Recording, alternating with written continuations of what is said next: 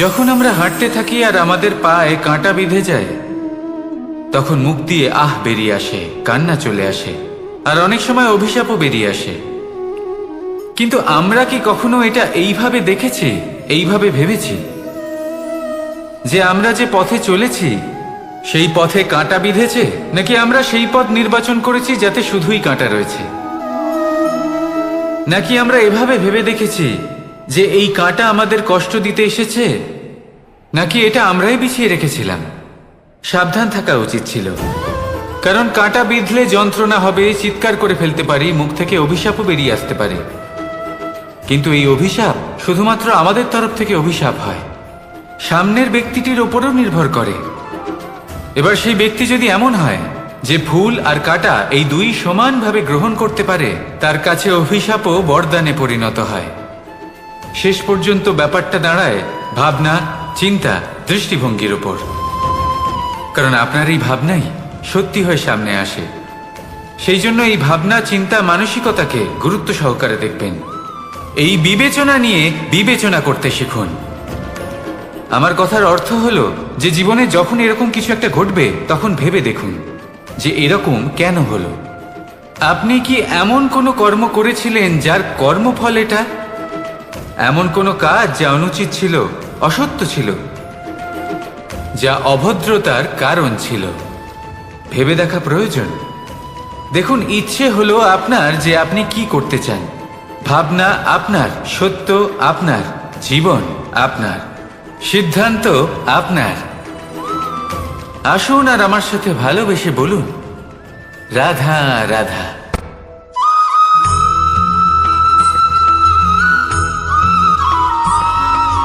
ভগবান প্রত্যেক কঠিন পরিস্থিতিতে এই নামই আছে যা আমাদের উপায় দিয়ে থাকে।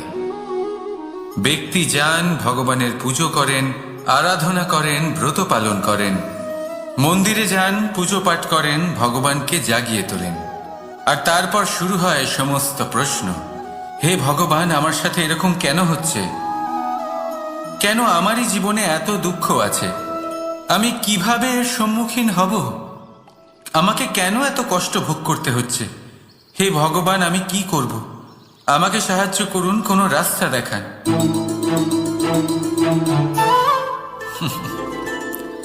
চলুন আমি আপনাকে একটা প্রশ্ন করি। মন্দিরে যাওয়ার চেষ্টা করার আগে আপনি কি জীবনে ততটা চেষ্টা করেছেন যতটা সেই সমস্যাকে দূর করার জন্য দরকার ছিল? দ্বিতীয় প্রশ্ন, ভগবানকে জাগানোর পূর্বে আপনি কি নিজেকে জাগিয়ে তুলেছেন? আপনি কি আলস্য ত্যাগ করেছেন? তৃতীয় প্রশ্ন, ভগবানকে জিজ্ঞাসা করার আগে আপনি কি নিজেকে জিজ্ঞাসা করেছেন যে আমি কেন এত অসফল হচ্ছি? যদি না করে থাকেন, তাহলে সবার আগে এটা করুন। আপনি সমস্ত প্রশ্নের উত্তর পাবেন, সমস্ত বিপদের পরিত্রাণ পাবেন। অন্য কোথাও নয়, নিজের ভেতরে তাকিয়ে দেখুন। চেষ্টা করুন নিজেকে জাগিয়ে তোলার। আপনি সফল অবশ্যই হবেন, কারণ এই পরমাত্মা, ওই পরমেশ্বর, ওই পরব্রহ্ম আপনার মধ্যেই তো আছে। রাধা রাধা।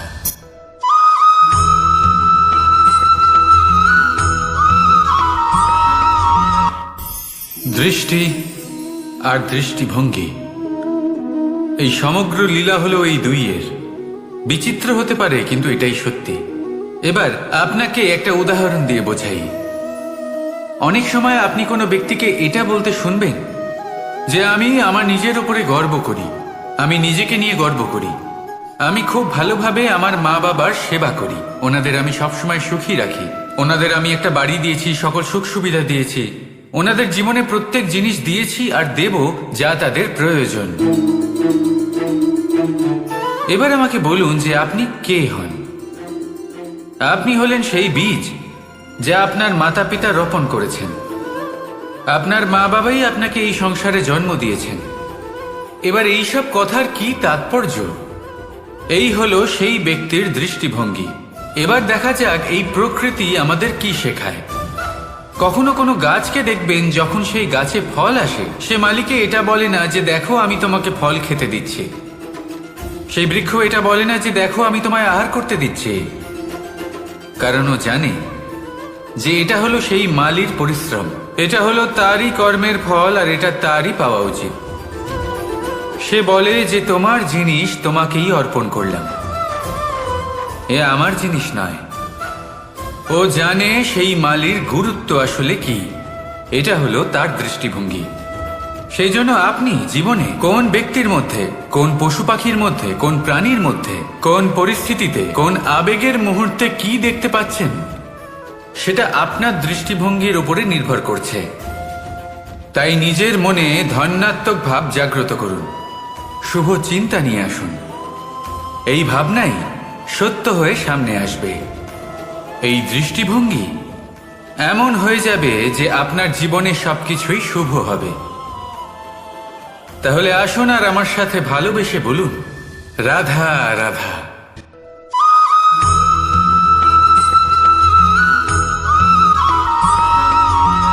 নাম। জন্মগ্রহণের পর মানুষের জন্য এই নাম অত্যন্ত গুরুত্বপূর্ণ হয়। মাতা, পিতা, পুরোহিত সকলেই সেই অক্ষর খুঁজতে শুরু করেন যা দিয়ে আপনার নাম শুরু হবে। কিন্তু নাম আর রাশি এক হয়ে গেলেই কি সব কিছু ঠিক হয়ে যায়?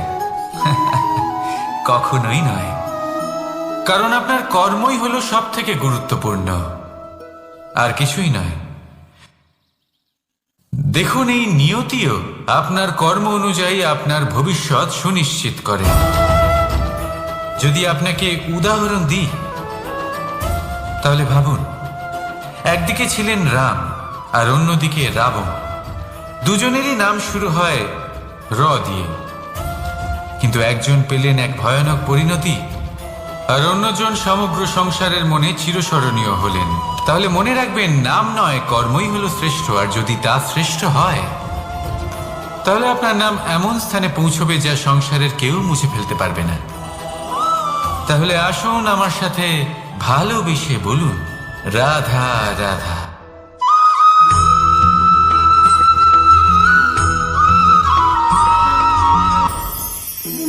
সময়। এই সময় আসলে কি? এই সময় একটা সরল রেখা তো কখনোই নয়। সময় হলো একটা চক্র, যেখানে এর আদি সেখানেই হলো এর অন্ত, আর যেখানে তা শেষ হয় সেখান থেকেই তার শুরু হয়। এই সময় একটা অত্যন্ত বিচিত্র চিন্তা, বিচিত্র ভাবনা, এ একটা বিচিত্র বস্তু যা কেউ বুঝতে পারেন না। এই সময়ের লীলা, এর কোনো প্রমাণ নেই, কোনো জ্ঞান নেই, কোনো পরিমাপ নেই।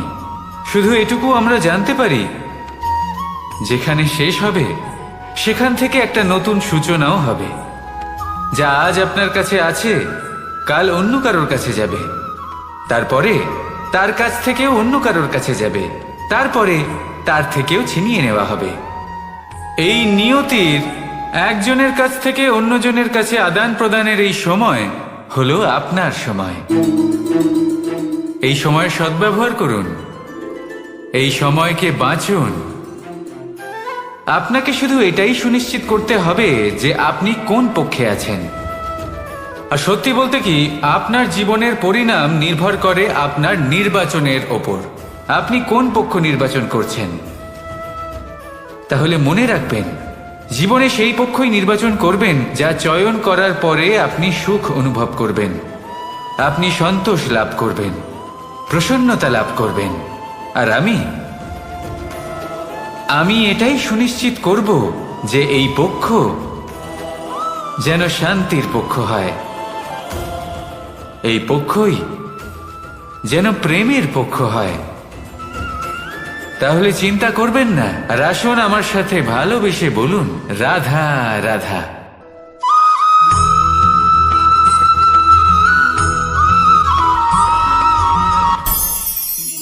অনেক সময় যখন আমরা কর্ম করি, সাফল্য লাভ করি, কঠিন পরীক্ষায় উত্তীর্ণ হই, বড় কাজ করি, আমাদের মনে হয় এই সংসার আমাদের একটু প্রশংসা করুক, ভালো লাগে। অনেকবার মনে হয় এটা হলো আমাদের কর্মের ফলই বটে, আমরা আনন্দ পাই। কিন্তু যখন আমরা এই প্রশংসা পাই না, তখন কি হয়? আমরা দুঃখী হয়ে যাই, ভেঙে পড়ি। মনে হয় যেন আমার জন্য কেউ চিন্তাই করে না। এমন মনে হয় যেন আমাদের আনন্দে অন্য কেউ আনন্দই পায় না। অনেক রকম ভাবনা আসে। কিন্তু আমি আপনাকে একটা প্রশ্ন করতে চাই, আপনি যে কাজই করেন না কেন, যে কর্মই করেন না কেন, তা কি শুধুমাত্র প্রশংসার জন্য করেন? যদি এরকম হয়ে থাকে তাহলে সেই ভাবনা এক্ষুনি ত্যাগ করুন, কারণ এই প্রকৃতি আমাদের অন্য শিক্ষা দেয়।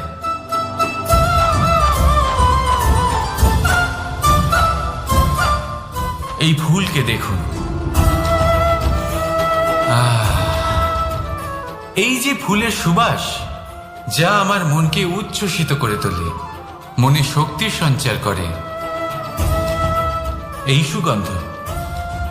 কিন্তু ভেবে দেখুন, ফুলের কিন্তু এই কাজ করার জন্য কোনো প্রশংসারই প্রয়োজন হয় না। এটাই হলো প্রকৃতির শিক্ষা। যিনি সৎ হন, সৎকর্ম করেন, তার কোনো প্রশংসার প্রয়োজন হয় না, কারণ ওনার কর্মই হলো ওনার সুবাস। মনে রাখবেন, আতর নকল ফুলে দেওয়া হয়, প্রকৃত ফুলের তার কোনো প্রয়োজন হয় না। সেইভাবেই আপনিও কর্ম করতে থাকুন শুভ চিন্তা নিয়ে। এই মনকে সব সময় শান্ত রাখুন, স্বচ্ছ রাখুন। যদি এরকম করেন তাহলে আপনার কর্ম এমন সুবাস ছড়াবে যে আপনার জীবনে শুধু এবং শুধুমাত্র আনন্দই থাকবে। তাহলে এই আনন্দ সহকারে বলুন, রাধা রাধা।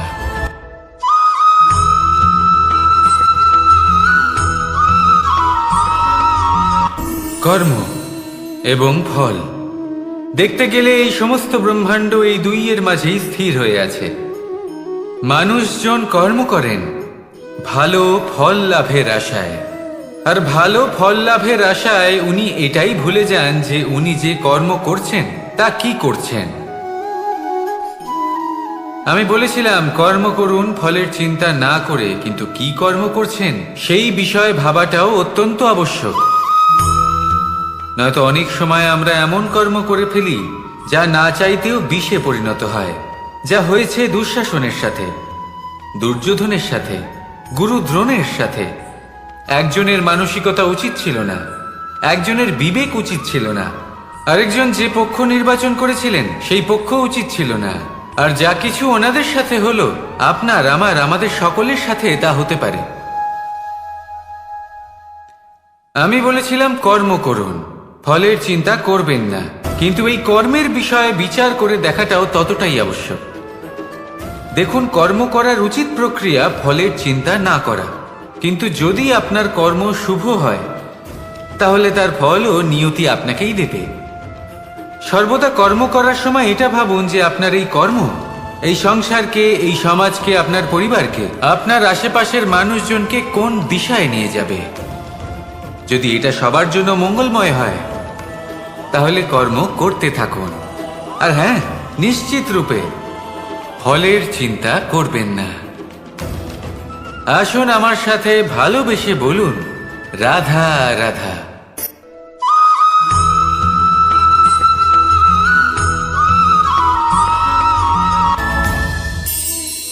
এই সংসারে এমন কোনো পর্বত নেই যা এতটাই উঁচু যে মানুষ তার শিখরে পৌঁছতে পারবে না, তাকে অতিক্রম করতে পারবে না। এই সংসারে এমন কোনো সাগর নেই যা কিনা এতটাই গভীর যেখানে মানুষ তার তলদেশে পৌঁছে ফিরে আসতে পারবে না। একটা ছোট্ট বরফের টুকরো পর্বতের শিখরে গলে গিয়ে বইতে থাকে, আর দেখতে দেখতেই তা মহানদী গঙ্গায় পরিবর্তিত হয়। এর কারণ কি? এর কারণ হলো প্রচেষ্টা, প্রারব্ধ নয়। এই প্রচেষ্টাই সুনিশ্চিত করে যে আপনার প্রারব্ধ কি হবে। এই সমস্ত কিছু হলো প্রচেষ্টা আর প্রারব্ধের খেলা। আপনার প্রচেষ্টা যেরকম হবে আপনার প্রারব্ধ সেরকমই হবে। আর আপনার প্রচেষ্টা যদি উচ্চ মানের হয় তাহলে প্রারব্ধকে আপনার সামনে নত হতেই হবে। কি বলেন? তাহলে আসুন আমার সাথে ভালোবেসে বলুন, রাধা রাধা। অনেক সময় মানুষ অতীতকে দেখেন আর তখন অহংবোধে পরিপূর্ণ হয়ে ওঠেন। কখনো বর্তমানের দিকে তাকান ভবিষ্যতের দিকে তাকান আর পরিতৃপ্তিতে ভরে ওঠেন। কেন বুঝতে পারেন না একটা সহজ কথা? এই যে সৃষ্টি, এই সৃষ্টি হলো একটা বড় চক্র যা বারংবার আপনার কাছে ফিরে আসবেই। কঠিন থেকে কঠিনতর পরীক্ষায় আপনাকে নিযুক্ত করবে, যাতে আপনাকে উত্তীর্ণ হতেই হবে। যা কাল ছিল তা আজ নেই, এটা সবাই জানেন। যা আজ আছে তা হয়তো কাল থাকবে না, এটাও আপনাকে মেনে নিতে হবে, তাও আবার হাসি মুখে। শান্ত থাকতে শিখুন আর কখনোই মনের মধ্যে অহংকার উৎপন্ন হতে দেবেন না। হতে শিখুন সেই হিমবাহের মতো। হয়তো এই জন্যই এত শীতল থাকে, কারণ ও জানে গতকালও জল রূপে ছিল, আজ বরফ রূপে হয়তো আছে, কিন্তু কাল পুনরায় সে জলেই পরিণত হবে। নিজেকে শান্ত রাখুন। হয়তো আজ আপনি সাফল্যের শিখরে আছেন, হয়তো বা নেই। আপনাকে প্রত্যেক দিন অবশ্যই দেখতে হবে। শুধু নিরন্তর প্রচেষ্টা করতে থাকুন, প্রত্যেক পরিস্থিতির জন্য তৈরি থাকুন, আর একে ভারসাম্যে রাখতে শিখুন। আপনার কাল হোক, আজ হোক বা আগামীকাল, আপনার ভালো দিন হোক বা খারাপ দিন, সব পবিত্র হয়ে যাবে। তাহলে আসুন আর আমার সাথে ভালোবেসে বলুন, রাধা রাধা।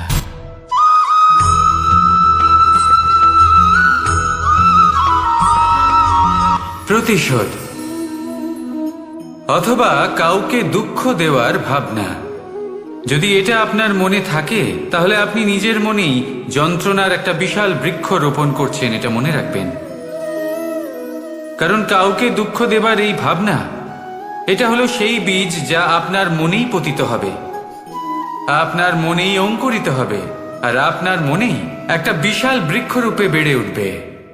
জীবন আপনার, কর্ম আপনার, কাউকে দুঃখ দেবার ভাবনা আপনার ছিল, এই বৃক্ষ হলো আপনার, তাই এর ফলও আপনিই পাবেন, যা গ্রহণও আপনাকেই করতে হবে। মনে রাখবেন, যে মানুষ এটা ভাবে যে আমি ওকে দুঃখ দেব, ওকে কষ্ট দিতে চাই আমি, সেই মানুষই দুঃখ আর কষ্ট পেয়ে থাকে। যদি সেই জায়গায় আপনি এটা ভাবেন যে আমি কাউকে সুখী করে তুলতে চাই, কাউকে সুখ প্রদান করতে চাই, তাহলে তারও বীজ আপনার মনেই রোপণ হবে, বৃক্ষে পরিণত হবে, যার ফলও আপনিই পাবেন। এখানে বিষয়টা হলো শুধু মানসিকতার চিন্তা, যা সত্য হয়ে আপনার সামনে আসে। তাহলে এই মানসিকতা শুভ করুন, সবার জন্য মঙ্গল কামনা করুন। অন্যের মনে আপনার জন্য ভালো চিন্তা থাকুক বা না থাকুক, আপনি সবার জন্য শুভ চিন্তা করে কর্ম করতে থাকুন, তাহলে আপনার সাথেও ভালোই হবে। তাহলে আসুন আর আমার সাথে ভালোবেসে বলুন, রাধা রাধা।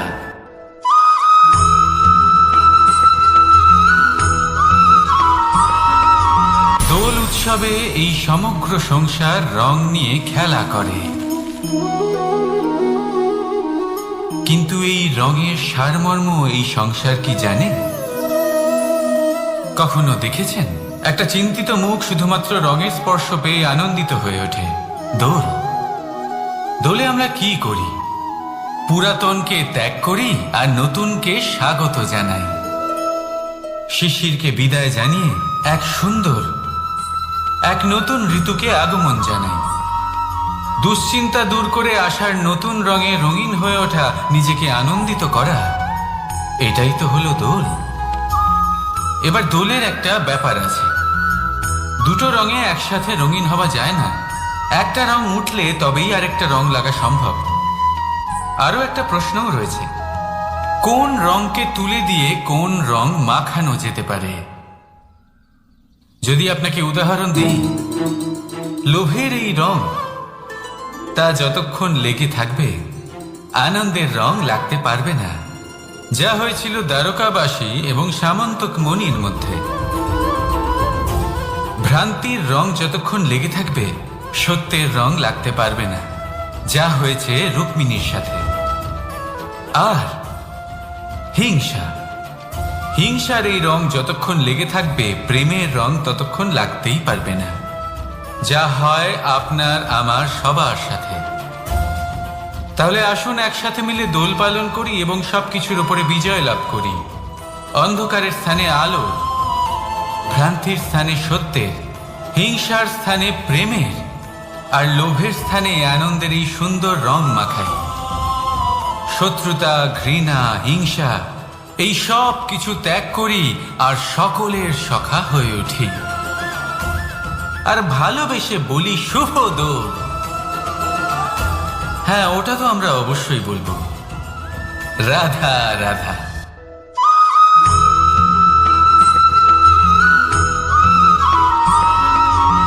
কখনো কখনো মানুষ মনে করেন যে সে নিজেই সব থেকে বেশি শক্তিশালী, তিনি হলেন জ্ঞানী। দেখুন, এটা ভালো ব্যাপার যে আপনার মধ্যে শক্তি আছে, জ্ঞান আছে, আর এটা শুধু আপনার জন্য নয়, এই সমস্ত সমাজের জন্য, দেশের জন্য, সমগ্র পৃথিবীর জন্য অত্যন্ত আবশ্যক। কিন্তু এই কথাটাও বোঝা অত্যন্ত আবশ্যক যে এই জ্ঞান যেন কখনো অহংকার না হয়ে ওঠে। যখন মানুষের মধ্যে জ্ঞান থাকে তখন সে রাম হয়ে ওঠে। রাম, যিনি সমুদ্রের বুকে সেতু বানিয়েছিলেন, বানর সেনার দ্বারা রাক্ষস রাজকে পরাজিত করেছিলেন, আর চিরকালের জন্য সবার কাছে আদর্শ হয়ে উঠেছিলেন। আর যদি মানুষের মনে অহংকার জন্মায় তাহলে সে রাবণ হয়ে ওঠে। দেশে বিদেশে যতই খ্যাতি থাকুক না কেন, সে রাক্ষস হয়ে ওঠে, নিজের সাথে সাথে সমস্ত কুলের বিনাশ করে বসে। এবার জ্ঞান নাকি অহংকার, আপনার কি চাই সেই সিদ্ধান্ত আপনার, আর আপনার এই সিদ্ধান্তই নিশ্চিত করবে যে আপনার কর্ম কি হবে, আর আপনার এই কর্মই নিশ্চিত করে দেবে আপনার প্রারব্ধ কি হবে। তাহলে শুভ কর্ম করুন আর আমার সাথে ভালোবেসে বলুন, রাধা রাধা।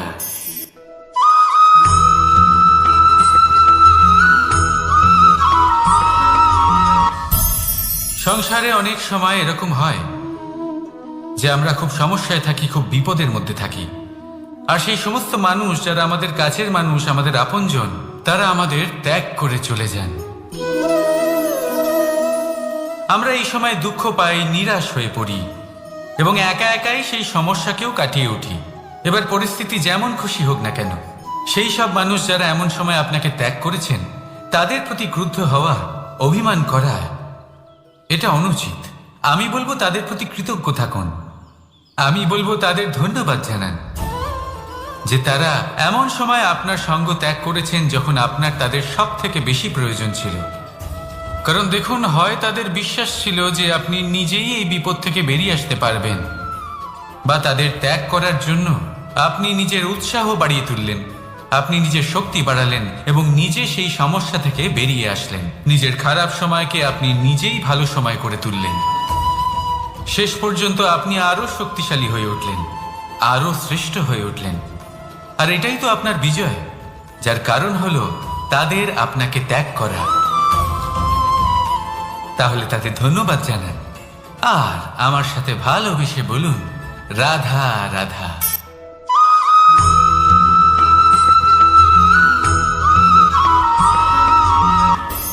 সুখ আর অভিজ্ঞতা, এই দুই জীবনে একসাথে কখনোই আসে না। মনে রাখবেন, যেখানে সুখ থাকে সেখানে অভিজ্ঞতা থাকে না। আর যখন এই সুখ আমাদের জীবন থেকে দূরে চলে যায়, তখন আমাদের জীবনে আসে এই অভিজ্ঞতা।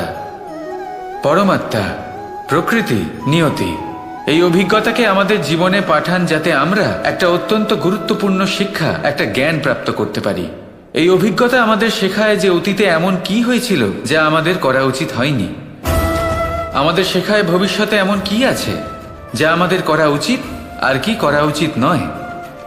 দেখতে গেলে এই অভিজ্ঞতা আমাদের সেই শিক্ষা দেয় যার জন্য আমরা সুখের দিকে উচিতভাবে অগ্রসর হতে পারি। সেই জন্য জীবনে যখনই দুঃখ আসবে, দুঃখের এই সময় আসবে, তখন হতাশ হবেন না। বোঝার চেষ্টা করুন এই পরিস্থিতি কেন এসেছে, কি শিক্ষা দিতে এসেছে। যদি আপনি সেই জ্ঞান লাভ করেন, সুখের পথে অগ্রসর হন, তাও উচিত রূপে, তাহলে এই অভিজ্ঞতার উদ্দেশ্য পূরণ হয়ে যায়। তাহলে আসুন আর আমার সাথে ভালোবেসে বলুন, রাধা রাধা।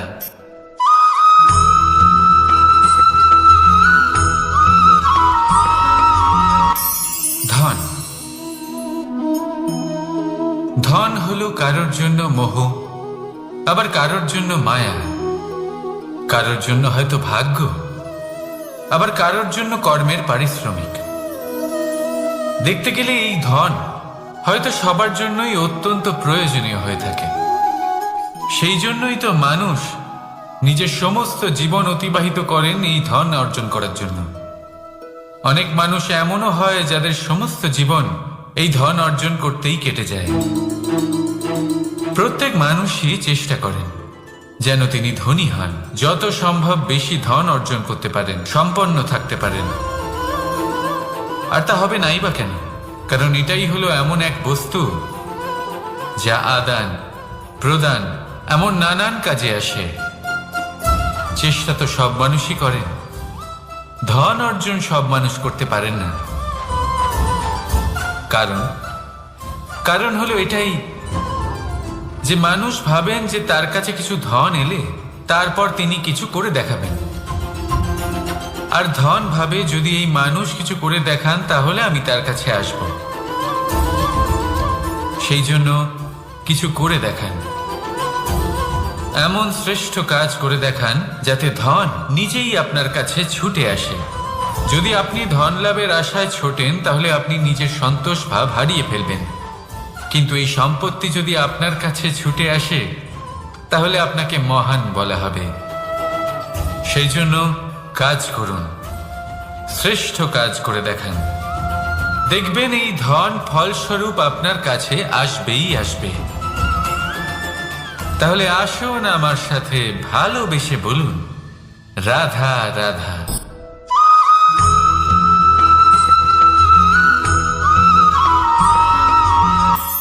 আজকাল আপনি দেখে থাকবেন যে মা বাবা শুধুমাত্র সন্তানকে ভালোবাসেন তা নয়, তাদের মোহেও জড়িয়ে পড়েন।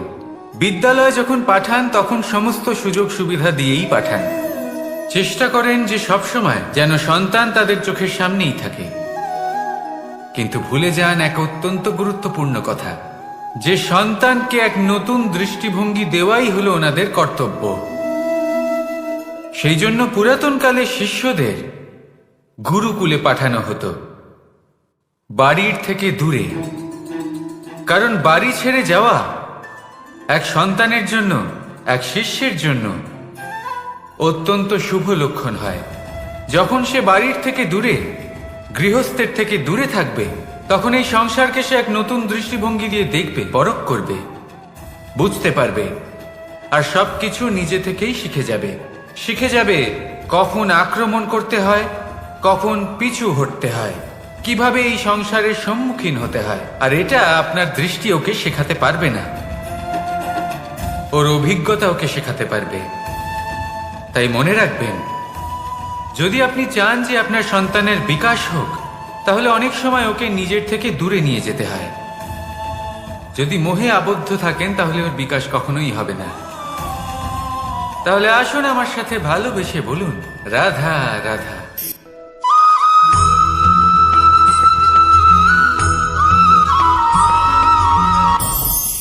আমাদের মনে সবসময় একটা প্রশ্ন এসেই থাকে, এই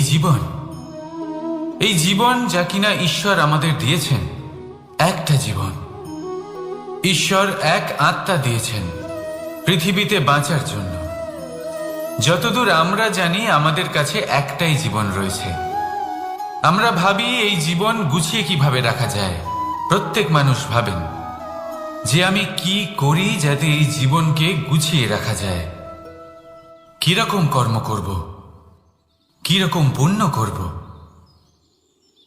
কি ধরনের শাস্ত্র পড়ব যাতে আমি সেই জ্ঞান অর্জন করি যাতে জীবনটা সুন্দর করে তুলতে পারি। আমাদের সমগ্র জীবন কেটে যায় এই প্রশ্নের উত্তর খুঁজতে, সেই শাস্ত্র অধ্যয়ন করতে। এমন অনেক মানুষ তাও বুঝতে পারেন না। আসুন আজ আমি আপনাকে একটা সহজ কথা বলি, যার দ্বারা আপনি নিজের জীবন সুন্দর করবেন। জীবন, জিহ্বা, এদের দুজনেরই হলো একটাই রাশি। জিহ্বা অর্থাৎ আপনার কথা, এই কথাকে সংযত রাখুন, একে সুন্দর করে তুলুন, মধুর কথা বলুন, যতটা সম্ভব একে নিয়ন্ত্রণে রাখুন, আপনার জীবন সুন্দর হয়ে উঠবে। কারণ এই শব্দ হয় অত্যন্ত শক্তিশালী। এটা হলো এমন এক বন্ধন যা আপনার সামনের মানুষকে আপনার ব্যক্তিত্বের সাথে জুড়ে দিতে পারে। তাই এই শব্দ সংযত রাখুন, একে সুন্দর করে তুলুন। আপনার জীবন আপনা থেকেই সুন্দর হয়ে উঠবে। আর আসুন, এই মধুর সুন্দর অনুভূতি দিয়ে বলুন, রাধা রাধা।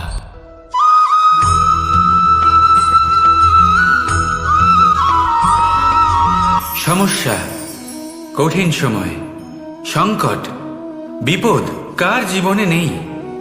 প্রত্যেকের জীবনে আছে। কিন্তু আমাকে একটা কথা বলুন, যদি নৌকায় ঢেউকে ভয় পেতে শুরু করে, তাহলে সাগর পার করবে কে? কখনো কোনো ছোট্ট পিঁপড়েকে দেখেছেন, যে আকারে হয়তো ছোট হতে পারে কিন্তু বড় শিক্ষা দিয়ে যায়? কিন্তু আমরা শিখি না। এবার দেখুন একটা পিঁপড়েকে, যে ভোজনের খোঁজে বাইরে বের হয়, একটা ছোট্ট দানা তুলে নেয়। ছোট দানা তোলে কারণ তার থেকে বেশি সে তুলতেই পারবে না। সে দানা নিয়ে চলতে শুরু করে, কোনো দেওয়ালে উঠে পড়ে, আবার পড়েও যায়। সেই দানা দূরে কোথাও একটা পড়ে যায়, তা আবার খোঁজে, তুলে নেয়, আবার চলতে থাকে। পড়ে যায়, আবার ওঠে, পড়ে যায়, আবার ওঠে। সেই দানাটা রেখে দেয়, আবার বেরিয়ে পড়ে ভোজনের খোঁজে। পরিশ্রম করতে থাকে কিন্তু হার মানে না। এই শিক্ষাই তো আমাদের প্রাপ্ত করতে হবে। নিরন্তর পরিশ্রম আর নির্ভীক হয়ে কর্ম করে যেতে হবে। এটাই হলো সাফল্যের মাধ্যম, এটাই হলো জয়ের মন্ত্র, অচ্যুত অজয় অস্ত্র। তাহলে আসুন আর আমার সাথে ভালোবেসে বলুন, রাধা রাধা।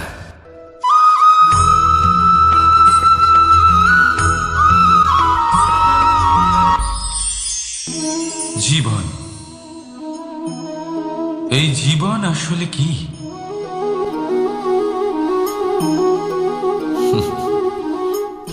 এই প্রশ্ন সবার মনেই এসে থাকে। সবার মন এই প্রশ্নের জন্যই চিন্তিত থাকে। এই জীবন আসলে কি? এর উদ্দেশ্য আসলে কি? কি করা যেতে পারে এই জীবনে? এই জীবন কি কিছু পাওয়ার, নাকি এই জীবন কিছু হারাবার? এই জীবন কি আসলে সেটাই যেখানে আমাদের পরমাত্মার খোঁজ করা উচিত, নাকি আমাদের ধাবিত করা উচিত নিজেদের স্বপ্নের লক্ষ্যে? এই জীবন আসলে কি? এই জীবন আসলে অত্যন্ত সরল। এ হলো শান্ত জলের মতো, একটা আয়নার মতো এই জীবন। এই জীবন আসলে ঠিক যেন এক আয়নার মতো। আয়না কি করে? আপনাকে সেটাই দেখায় যা আপনি করে থাকেন। আপনি হাসি মুখে আয়নার দিকে তাকান, আয়না আপনাকে আপনারই মুখ দেখাবে, সেই হাসি সমেত। আপনি রেগে গিয়ে আয়নার দিকে তাকান, আয়না আপনাকে সেটাই দেখাবে। আপনি প্রসন্নভাবে হেসে আয়নার দিকে তাকালে আয়না আপনাকে সেটাই দেখাবে। এটাই হলো জীবন, একটা আয়নার মতো। আপনি এটা ভাববেন না যে এই জীবন আপনাকে কি দিয়েছে, বরং এটা ভেবে দেখুন যে আপনি এই জীবনকে কি প্রদান করেছেন। যদি আপনি এই জীবনকে সুখ প্রদান করেন, আনন্দ দিতে পারেন, ভালোবাসা দিতে পারেন, তাহলে এই জীবনও আপনাকে সুখ, আনন্দ আর ভালোবাসাই দেবে। তাহলে আসুন এই সুখ, আনন্দ আর ভালোবাসা দিয়ে বলুন, রাধা রাধা।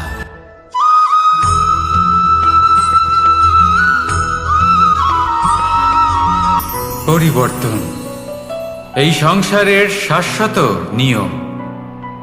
কোনো রাজা নেই যিনি চিরকাল রাজা থাকেন, কোনো ধনী ব্যক্তি নেই যিনি চিরকাল ধনী থাকবেন। এই সংসারে সূর্যের স্থান নেওয়ার জন্য চন্দ্রিমার আগমন ঘটে। কোন স্থান যাকে পতিত বলা হয়েছিল সেখানে মহল তৈরি হয়েছে।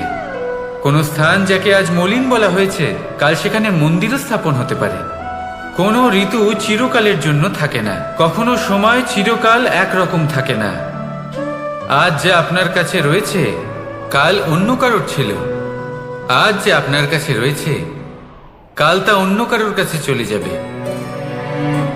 আপনার সাথে কিছু থাকলে তা হলো আপনার কর্ম, কিন্তু সেই কর্মের পরিণামও আপনার নয়। আপনি শুধু কর্ম করুন, বাকি সবকিছুই পরিবর্তনশীল। কিন্তু সেই পরিবর্তনকে দেখে ভয় পাওয়ার প্রয়োজন নেই, তাকে স্বাগত জানান। যদি আপনি হাসি মুখে সেই পরিবর্তনকে স্বাগত জানান, তাহলে এই পরিবর্তনও হাসি মুখে আপনার সাথে থাকবে। আসুন আমার সাথে ভালোবেসে বলুন, রাধা রাধা।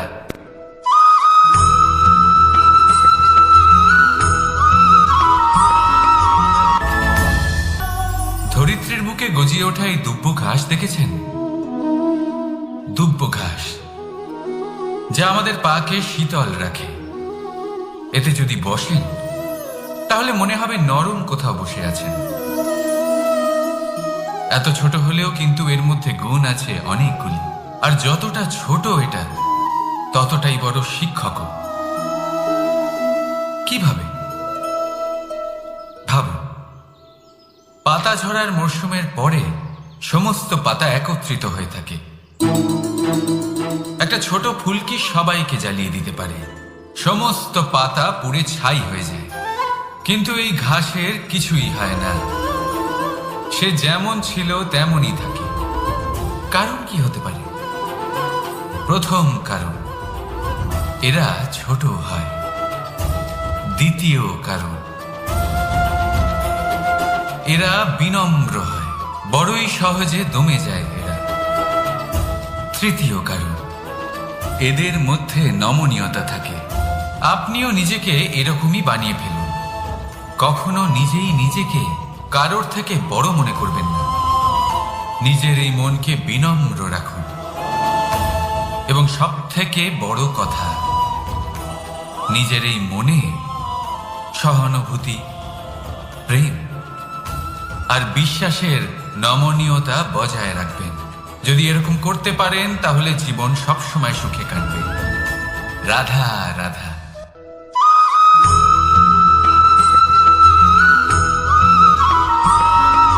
সদিচ্ছা, দেখতে গেলে 3 অক্ষরে তৈরি এই শব্দ, কিন্তু সমস্ত ত্রিলোক তার উপরেই আধারিত। আপনি এই সংসারে এসেছেন, তখন অবশ্যই শ্বাস নেবেন, কিন্তু তার বদলে আপনাকে কিছু তো দিতেই হবে। আপনার উপর নির্ভর করছে আপনি কি দেবেন। কি দেবেন এই সংসারকে, এই সমাজকে, নিজের পরিবারকে, আর তার বদলে কি নেবেন? যশ নাকি অপযশ? দেখুন, এক ছিল রাবণ, যে কিনা সমুদ্র পার করল সীতাকে অপহরণ করার জন্য, আর এক ছিলেন রামচন্দ্র, যিনি সমুদ্র পার করেছিলেন, সেতু বানিয়ে গিয়েছিলেন সীতাকে ফিরিয়ে নিয়ে আসার জন্য। দুজনেই সমুদ্র পার করেছিলেন, শুধু পার্থক্য ছিল সদিচ্ছাকে বোঝার, লক্ষ্যের। অনেক মানুষের যাত্রা একরকম হতেই পারে, কিন্তু আনন্দ তখনই লাভ করবেন যখন লক্ষ্য শুভ হবে, মহান হবে। এই লক্ষ্য দিয়ে এই সংসারের কল্যাণ হবে এবং মানুষের সম্মান হবে। যদি আপনার সংকল্প উচিত হয়, তাহলে আপনার লক্ষ্য উচিতই হবে, নয়তো শুধুমাত্র বিনাশ হবে। আর উচিত এটাই হবে যে বিনাশের হাত থেকে যেন নিজেকে বাঁচানো যায়, কি বলেন? তাই জীবনে যে লক্ষ্য স্থির করছেন, মনে রাখবেন তা যেন শুভ লক্ষ্য হয়। যদি এরকম হয়, তাহলে আপনার যাত্রা, আপনার জীবন দুটোই শুভময় হবে। আসুন আর আমার সাথে ভালোবেসে বলুন, রাধা রাধা।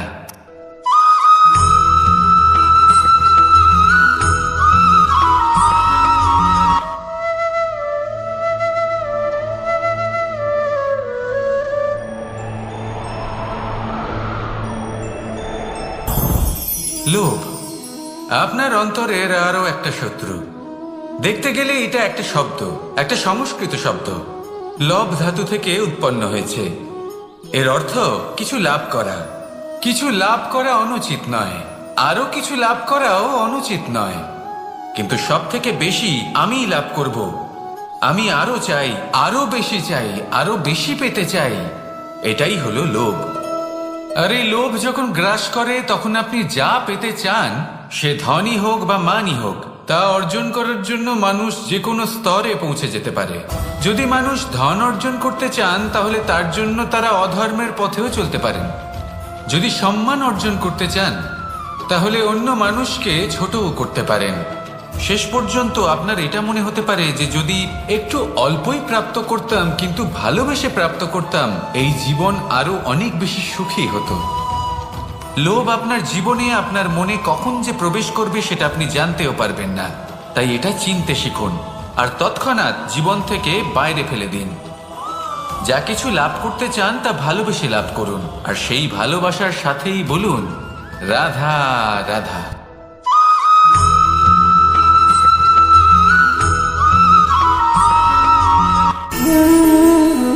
সঞ্চয়। মানুষের যখন থেকে বোধ বুদ্ধি হয় সঞ্চয় করতে আরম্ভ করে দেন। সঞ্চয় করতে থাকেন ভোজনের, সঞ্চয় অর্থের, সঞ্চয় শক্তির। নিজের জন্য করেন, নিজের পরিবারের জন্য করেন, নিজের স্ত্রীর জন্য করেন, সন্তানের জন্য করেন, সন্তানের সন্তানের জন্য সঞ্চয় করেন। সঞ্চয় করার জন্য ওনার কাছে অনেক কারণ রয়েছে, কারণ উনি এটা ভাবেন যে এই সঞ্চিত শক্তির জন্য কেউ ওনার কোনো ক্ষতি করতে পারবে না। মানুষ ভুলে যান একটা গুরুত্বপূর্ণ কথা, এই সত্য, উনি এই সংসারে খালি হাতেই এসেছিলেন আর এখান থেকে ওনাকে খালি হাতেই যেতে হবে। যা এখানকার তা এখানেই থেকে যাবে। আর যদি কিছু ওনার সাথে যায় তা হলো ওনার কর্ম, আর কিচ্ছু নয়। তাই যদি কিছু অর্জন করতে চান তাহলে শুভ কর্ম অর্জন করুন, আত্মশক্তি অর্জন করুন, কারণ পরলোকে এটাই হবে আপনার সম্পত্তি। তাহলে কি এটা আপনি অর্জন করতে চান না? আসুন আর আমার সাথে ভালোবেসে বলুন রাধা রাধা।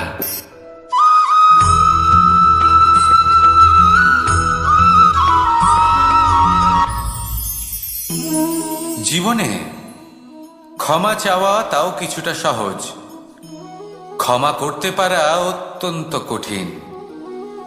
ক্ষমা দুই অক্ষরের এই শব্দ হতে পারে, কিন্তু অত্যন্ত বড় এই শব্দ, অত্যন্ত গুরুত্বপূর্ণ এই শব্দ। কখনো কখনো অন্য কাউকে ক্ষমা করে দেওয়া তাও কিছুটা সহজ কাজ, কিন্তু নিজেকে ক্ষমা করতে পারা অত্যন্ত কঠিন হয়ে দাঁড়ায়। অতীতে যদি আমাদের এমন কোনো ভুল হয় যে কারণে আমরা নিজেকে ক্ষমা করতে পারি না, অনেক সময় এমন কিছু ভুল করে বসি যে বিষয় শুধু আমরাই জানি, কিন্তু আমরা নিজেকে ক্ষমাই করতে পারি না, আর আমাদের বিকাশ সেখানে স্তব্ধ হয়ে যায়। কারণ যদি আপনি ক্ষমা করতে না শেখেন, নিজেকে ক্ষমা যদি না করতে পারেন, তাহলে তা আপনার জীবনের সব থেকে বড় বাধা হয়ে দাঁড়াবে। সেই জন্য জীবনে অবশ্যই শিখুন যে কিভাবে নিজেকে ক্ষমা করতে হয়, আর শিখুন যে আগের করা ভুল আবার কি করে না করা যেতে পারে। এই মন হালকা হবে আর প্রসন্ন হয়ে বলবে রাধা রাধা।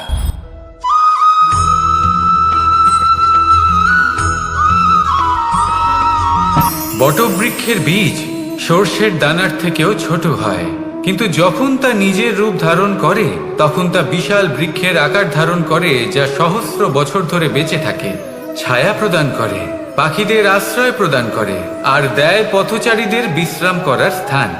কেন? কারণ সেই ছোট বীজ তা মাটির ভেতরে গিয়ে নিজের খোলস ত্যাগ করে। অন্ধকারে থাকে সে, যতই আলো আসুক না কেন, যতই বর্ষা আসুক না কেন, সব সহ্য করে। আর তারপরে একটা চারা গাছ অঙ্কুরিত হয়, তারপর ধীর গতিতে একটা বিশাল বৃক্ষতে পরিণত হয়। দেখুন, জীবনে কঠিন সময় আসে, এই জন্য নয় যে আপনি হার মেনে নেবেন, এই জন্য আসে যাতে আপনি ভবিষ্যৎ নির্মাণের জন্য নিজেকে তৈরি করতে পারেন। যদি কঠিন সময়ে আপনি ওই বীজের মতো দৃঢ় হয়ে থাকতে পারেন, তাহলে আপনিও একদিন সেই বিশাল বৃক্ষের মতো নিজের অস্তিত্ব গড়ে তুলতে পারবেন, যা সহস্র বছর পর্যন্ত মনে রাখা হবে। আসুন আমার সাথে ভালোবেসে বলুন রাধা রাধা।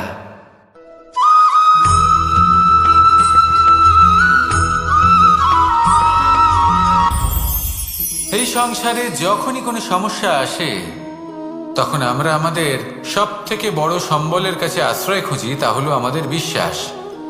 এবার প্রশ্ন হলো এটাই যে এই বিশ্বাস কার উপর করা যেতে পারে? পরিবারের ওপর, বন্ধুর ওপর, নাকি তাদের ওপর বিশ্বাস করা উচিত যাদেরকে আমরা কখনো সঙ্গ দিয়েছি?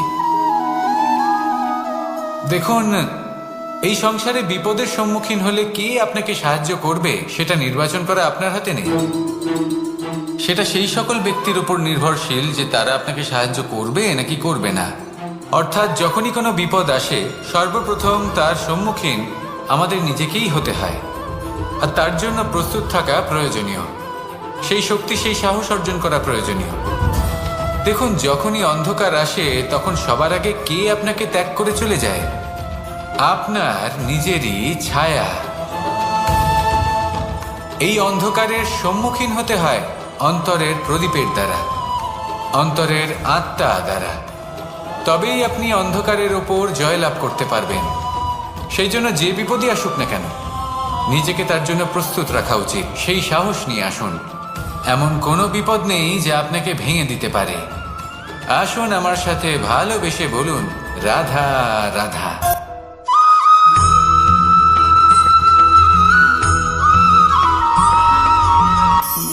আপনি কখনো জীবনে সূর্যোদয় দেখেছেন? কত প্রশান্তিদায়ক, কত শক্তিদায়ক হয়।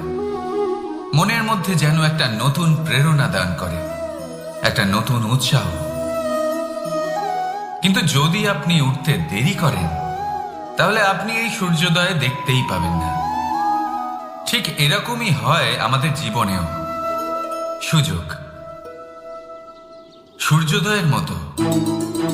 যদি আপনি আপনার জীবনে দরকারের চেয়ে বেশি অপেক্ষা করেন এই সুযোগের সদ্ব্যবহার করতে, তাহলে এই সুযোগ আপনার অপেক্ষা কখনোই করবে না, তা চলে যাবে। সেই জন্য এদের সামলে রাখুন। সঠিক সময় আসলে এই সুযোগের সদ্ব্যবহার করুন। নিজের কর্মকে সম্পূর্ণরূপে সার্থক করুন। এটাকে এক মুহূর্তের মতো দেখুন। যদি এরকম করেন তাহলে জীবনও সূর্যোদয়ের মতোই হবে। এতে সন্তুষ্টি থাকবে, গৌরব থাকবে, আর থাকবে শান্তি। রাধা রাধা।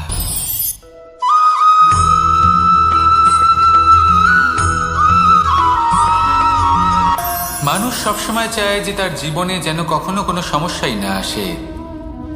সে চায় তার জীবন যেন শুধুমাত্র শান্তি এবং সুখের দ্বারা পূর্ণ থাকে। কিন্তু এই চাহিদা অনুচিত কিছু নয়। আমরা সবাই এটাই চাই যে জীবনে সুখ থাক, শান্তি থাক। কিন্তু এই কথা সবসময় মনে রাখবেন, যে সূর্য উদিত হন সংসারকে প্রকাশমান করেন, দুপুরবেলায় সংসারকে রৌদ্র প্রদান করেন, সন্ধেবেলায় তাকেও অস্ত যেতে হয়। এবার আমাদের জীবন চক্র কিছুটা এরকমই। কোনো কিছুই চিরকাল একরকম থাকে না। কখনো এই নদীকে দেখুন যা বয়ে চলেছে। এই নদী যা বয়ে চলেছে তার পথেও অনেক বিপদ আসে। বড় বড় পাথরের সম্মুখীন হয়ে তাকেও সামনে এগিয়ে যেতে হয়। একটি পুকুর যা চারদিক থেকে ঘেরা, তার জীবনে কিন্তু কোনো সমস্যা নেই। কিন্তু এই সংসারে পুকুরের পুজো করা হয় না, পুজো করা হয় নদীকে। মনে রাখবেন, সমস্যার ঊর্ধ্বে তিনি উঠতে পারেন যিনি সমাধি লাভ করেছেন, যিনি এই সংসারেই নেই। যিনি এই সংসারে আছেন এবং জীবিত আছেন, তার জীবনের সমস্যা হলো শ্বাসবায়ুর মতোই গুরুত্বপূর্ণ। আসুন আমার সাথে ভালোবেসে বলুন, রাধা রাধা।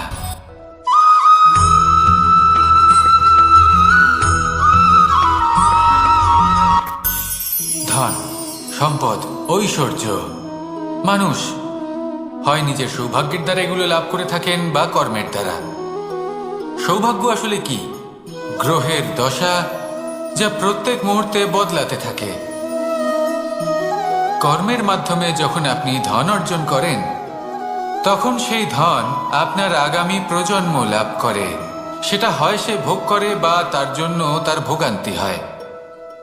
আর এটা নির্ভর করছে আপনার কর্মের ওপরে।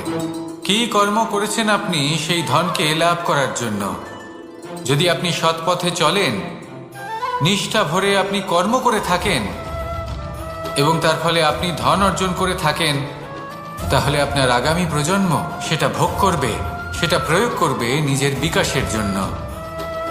কিন্তু যদি আপনি কুকর্ম করে থাকেন, কোনো রকম ছলনা করে থাকেন এই ধন লাভ করার জন্য, তাহলে 100% আপনার আগামী প্রজন্মকে এর জন্য ভুগতেই হবে।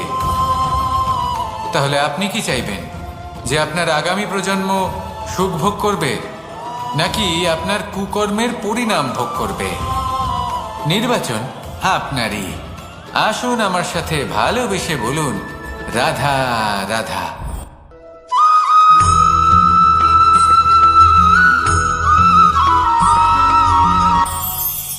আজ আমি আপনাকে একটা ছোট্ট কাহিনী শোনাবো।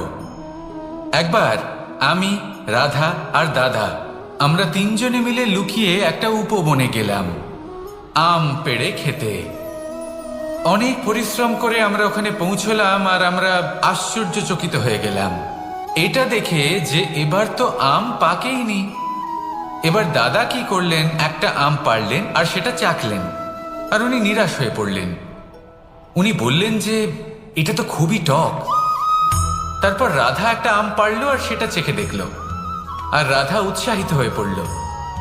আমি রাধাকে জিজ্ঞেস করলাম, কি হয়েছে, তুমি এত উৎসাহিত কেন? তখন রাধা বলল যে এবার এত বেশি টক আম হয়েছে যে এগুলো দিয়ে আমরা আচার বানাবো। তাহলে দাদা ওখান থেকে বেরিয়ে গেলেন নিরাশ হয়ে এবং খালি হাতে। রাধাও ওখান থেকে বেরিয়ে গেল কিন্তু উৎসাহিত হয়ে, আর অনেকগুলো কাঁচা আম সাথে নিয়ে। এর থেকে আমরা কি শিক্ষা পেতে পারি? যে প্রত্যেকটা স্থানে এমন কিছু রয়েছে যেখান থেকে আমরা কিছু একটা শিক্ষা লাভ করতে পারি, যা আমাদেরকে বিকাশের পথে নিয়ে যেতে পারে। এই শিক্ষা প্রত্যেক স্থানে আছে। সবকিছু আমাদের দৃষ্টিভঙ্গির উপর নির্ভর করছে। যখনই আমাদের জীবনে, আমাদের সম্পর্কে কোনো সমস্যা, কোনো বিপদ আসে, তখন বেশিরভাগ মানুষ সেই বিষয় নিয়ে দুঃখী হয়ে পড়েন। আর কিছু মানুষ এমনও থাকেন যারা শেষ পর্যন্ত তার সমাধান করেন, বিপদকে পরাজিত করেন, সম্পর্কগুলিকে আবার জুড়ে দেন। যদি আপনি সুখের খোঁজ করেন তাহলে আপনি সুখ অবশ্যই পাবেন, প্রসন্নতা অবশ্যই পাবেন। যদি আপনি দুঃখ খোঁজেন তাহলে দুঃখ অবশ্যই পাবেন। এবার আপনি কি খুঁজতে চান, সেই চয়ন আপনারই। আসুন আর আমার সাথে ভালোবেসে বলুন, রাধা রাধা।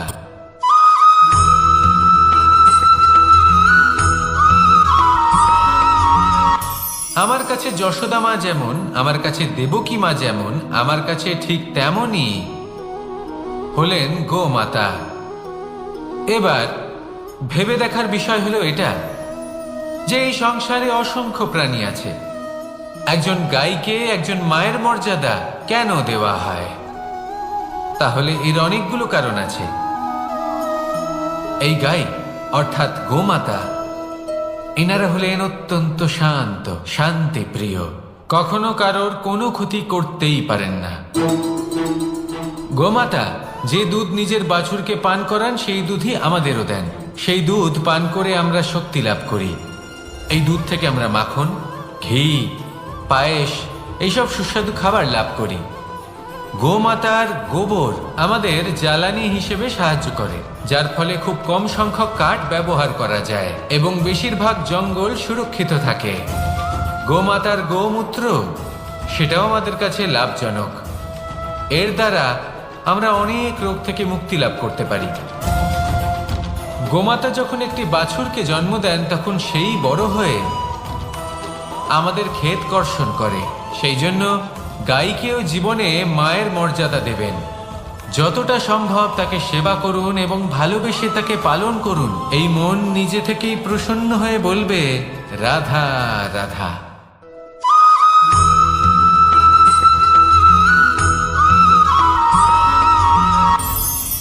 কখনো কোনো প্রজাপতিকে উড়তে দেখেছেন? কি সুন্দর উড়ে বেড়ায় সে, এক ফুল থেকে অন্য ফুলে, এক পাতা থেকে অন্য পাতার উপর। কিন্তু সে কিভাবে উড়তে শেখে কখনো ভেবেছেন? জন্ম থেকেই কিন্তু প্রজাপতির ডানা থাকে না। ও কিন্তু ছোট্ট একটা ডিমের আকারে জন্ম লাভ করে। তারপর সেই ডিমটি ভেঙে একটি কীট বাইরে আসে। আস্তে আস্তে সে বড় হয়, ওর শক্তি বৃদ্ধি পায়। তারপর সে সেই কীট দশা ত্যাগ করে নিজের ডানাগুলি মেলে। এই প্রক্রিয়া তার কাছে সরল নয়, অত্যন্ত যন্ত্রণাদায়ক প্রক্রিয়া, কিন্তু সে সেই যন্ত্রণা মেনে নেয়। আর তারপর আস্তে আস্তে সে উড়তে শেখে। শুধুমাত্র আকাশে উড়ে বেড়ায় তা নয়, আমাদের মনের মাঝে উড়ে বেড়ায়। এবার এই ডিম থেকে প্রজাপতি হয়ে ওঠার যে যাত্রা, এটা যতটা কঠিন, ততটাই কঠিন হয় এই সংসারে শ্রেষ্ঠ কর্ম করা, ততটাই কঠিন হয় এই সংসারে মহান হয়ে ওঠা। সেই জন্য প্রয়োজনীয় প্রচেষ্টা এবং সময়। নিরন্তর প্রচেষ্টা করতে থাকুন, পর্যাপ্ত সময় নিন, এবং আপনি নিজেকে এই আকাশে উড়ন্ত অবস্থায় পাবেন। আসুন আমার সাথে ভালোবেসে বলুন, রাধা রাধা।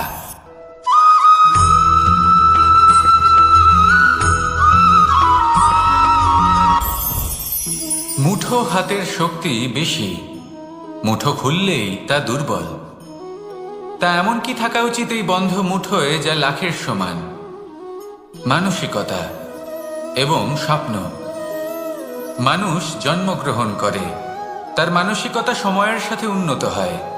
মানসিকতা অনুযায়ী সে স্বপ্ন দেখে, আর সেই স্বপ্ন সার্থক করতে সে পরিশ্রম করতে থাকে। কিন্তু খুব গুরুত্বপূর্ণ একটা কথা আছে যা আপনার মনে রাখা উচিত। আপনার এই মানসিকতা, আপনার এই স্বপ্ন, তা যেন আপনার নিয়ন্ত্রণে থাকে। আপনার বন্ধ মুঠোয় যেন এর লাগাম থাকে, আপনি যেন এর প্রভু হন। যদি তা হয় তবেই আপনি লাভবান হবেন। যদি এরা আপনাকে নিয়ন্ত্রণ করতে থাকে, যদি আপনার মুঠো খুলে যায়, না পথ আপনার নিয়ন্ত্রণে থাকবে, না মানসিকতা থাকবে, না স্বপ্ন নিয়ন্ত্রণে থাকবে। আর যদি তাই হয় তাহলে আপনি আপনার ভবিষ্যৎ নষ্ট করে ফেলবেন। তাই নিয়ন্ত্রণ করতে শিখুন নিজের বিচার বুদ্ধি, নিজের মানসিকতা, নিজের স্বপ্নকে। নিজের এই স্বপ্ন পূরণ করুন, আর আমার সাথে ভালোবেসে বলুন, রাধা রাধা।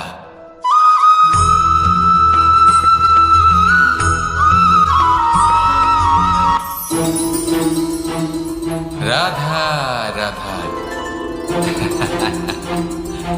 আপনারা হয়তো ভাবছেন কি আশ্চর্য ব্যাপার, প্রত্যেকবার আমি কথা শেষ হওয়ার পরে রাধা রাধা বলি। এইবার আমি আগেই বলে দিলাম। কারণটা কি? কারণ হলো অত্যন্ত বিশেষ। প্রত্যেকবার কথা সমাপ্ত হবার পরে আপনাদের সবার মধ্যে ভালোবাসা বিতরণ করতে চাই, তাই রাধা রাধা বলি। কিন্তু এইবার এই নতুন এবং বিশেষ সূত্রপাতে প্রথমে প্রেম বিতরণ করা অত্যন্ত আবশ্যক। এবার একটা বিষয় আছে যা জানেন হয়তো সকলেই, কিন্তু বুঝতে খুব কম জন পারেন। এই প্রেম, এই আনন্দ, এই সকল কিছুর সূত্রপাত হয় নিঃস্বার্থ আবেগের দ্বারা। ঠিক যেমন একজন মাতাকেই দেখে নিন। যখনই একজন মাতা সন্তানকে জন্ম দেন, তখন এই সংসার ভুলে যায় যে তার জন্য এটা একটা নতুন জন্ম। কারণ একজন নারী তখন একজন মাতৃরূপে নতুন ভাবে জন্ম নেন। একজন নারী স্ত্রী ও গৃহবধূ রূপে কিছু অধিকার লাভ করে থাকেন, কিন্তু তিনি যখন মা হয়ে যান, তখন তিনি শুধুই দান করতে শেখেন। নিজের সন্তানের জন্য কত কিছুই না করেন, তাকে বাৎসল্যের সাগরে ভাসিয়ে নিয়ে যান। এই সংসারে রাজকুমার জন্ম নিতেই পারেন, তাকে রাম এবং লক্ষ্মণ কিন্তু মায়েরাই বানিয়ে তোলেন। একজন গোয়ালা জন্ম নেয়, তাকে দ্বারকাধীশ একজন মাই বানিয়ে তোলেন। পিতা হলেন সেই পর্বত যার একটা অংশ হলো তার সন্তান, কিন্তু মা হলেন সেই শিল্পী যিনি একটা পাথরকে খোদাই করে এমন এক মূর্তি গড়ে তোলেন যাকে সকলে পূজনীয় মনে করেন। তাহলে স্মরণ করুন সেই সকল মুহূর্ত যেগুলি আপনি নিজের মাতার সাথে অতিবাহিত করেছেন। অনুভব করতে পারবেন যে কিভাবে এক মুহূর্তেই এই মন প্রফুল্ল হয়ে ওঠে। এবারের কারণ কি? এর কারণ হলো এই জীবনের আসল দ্বারই হলো মমতা।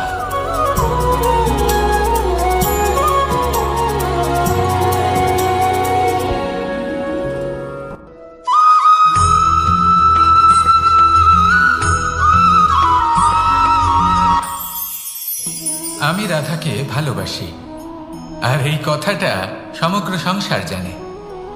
আর সময় অন্তরে লীলার দ্বারা, বিভিন্ন ঘটনা দ্বারা, কর্মের দ্বারা আমি নিজের এই ভালোবাসা রাধার সামনে প্রকাশ করি। এবার আপনি বলবেন, এসবের কি প্রয়োজন?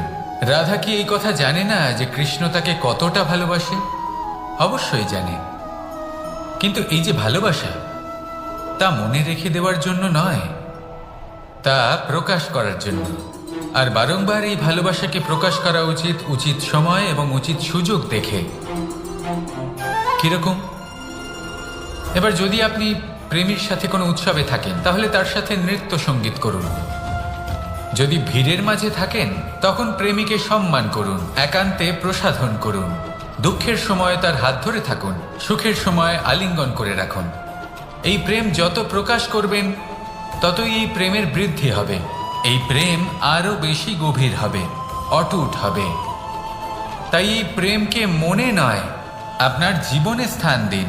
মন খুলে প্রকাশ করুন, আর আমার সাথে ভালোবেসে বলুন, রাধা রাধা।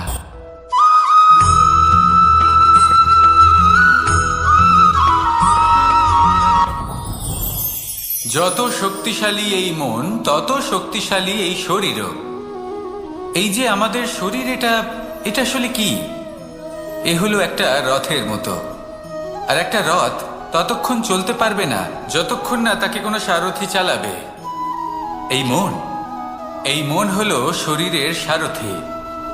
এবার ভাবুন, যদি এই সারথি শক্তিহীন হয়, দুর্বল হয়, তাহলে এই রথের কি হবে? এটা উচিত পথে চলতে পারবে না, উচিত গতিতে চলতে পারবে না, মন মতো স্থানে এটা পৌঁছতেও পারবে না। সেই জন্য মনের শক্তি অত্যন্ত প্রয়োজনীয়। এবার মনের শক্তি আমরা কোথা থেকে লাভ করি? দৃঢ়তার শক্তি থেকে। এবার এই শক্তি আমরা কিভাবে বাড়াতে পারি? আমরা প্রতিদিন কিছু নতুন স্থির করি, কিছু ছোট, কিছু বড়। আর যেই আমরা নতুন কিছু পূর্ণ করি, আমাদের মনের শক্তি বেড়ে যায়। আর যদি পূর্ণ না করতে পারি, মনের শক্তি কমে যায়। একটা দেওয়ালের মতো ছোট ছোট ছোট ছোট শিলা আমরা একটার পর একটা স্থাপন করে একটা দেওয়াল তৈরি করি। এতগুলো পাথর যখন একত্রিত হয়ে যায়, তখন এমন এক দেওয়াল তৈরি হয় যাকে ভাঙা প্রায় অসম্ভব হয়ে দাঁড়ায়। সেরকমই হয় মন এবং দৃঢ়তা। ছোট ছোট কাজ করে নিজের লক্ষ্য পূর্ণ করুন। এই লক্ষ্য যদি পূর্ণ হয়, তবে মনের শক্তি বাড়বে। কিছুটা এইভাবে যে যত বড়ই বিপদ আসুক না কেন, সেই বিপদ নিজে হার মেনে নেবে, কিন্তু আপনার মন ততটাই শক্তিশালী থাকবে। তাই মনের শক্তি বাড়াতে থাকুন, যাতে আপনি উচিত পথে চলতে পারেন, উচিত গতিতে চলেন, আর মনোবাঞ্ছিত স্থানে পৌঁছতে পারেন।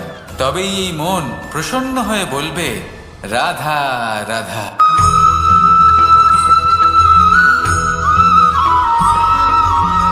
কিছু মানুষ বলেন যে নিরন্তর কাজ করলে, পুরুষার্থ পালন করলে এই জীবন বদলে ফেলা সম্ভব। আজ আমি আপনাকে বোঝাবো যে এক মুহূর্ত, সময় আর সিদ্ধান্ত কতটা গুরুত্বপূর্ণ হয়। এক মুহূর্তই যথেষ্ট। একটা মুহূর্ত এত শক্তিশালী হতে পারে যে তা আপনার সমগ্র জীবন পাল্টে দিতে পারে। এমন এক সময় ছিল শ্রীরামের কাছে, যখন ওনাকে সিদ্ধান্ত নিতে হয় যে উনি নিজের পিতার আদেশ পালন করতে বনবাসে যাবেন নাকি যাবেন না। উনি সেই আদেশ পালন করেছিলেন। তারপর সময় অনুসারে উপযুক্ত সিদ্ধান্ত নিলেন। আর আজ সকলের মনে বসবাস করেন শ্রীরাম। আর অন্যদিকে আছে রাবণ। ওনার কাছে একটা সময় ছিল, একটা সুযোগ ছিল নিজের প্রারব্ধকে শুভ করে তোলার। উনি ভুল করলেন আর মৃত্যু লাভ করলেন। নির্বাচন সবসময় আপনার হাতে, শুধু আপনাকে সময়কে বুঝতে হবে, সেই মুহূর্তকে বুঝতে হবে আর উচিত সিদ্ধান্ত নিতে হবে, ব্যাস। বুঝতে শিখুন এই সময়ের দাবি কি, বুঝতে শিখুন এই সময়ের ইচ্ছে কি, আর উচিত সিদ্ধান্ত নিন। আর আমার সাথে ভালোবেসে বলুন, রাধা রাধা। জ্ঞান এবং অহংকার, এই দুইয়ের মধ্যে সম্পর্ক কোথায়?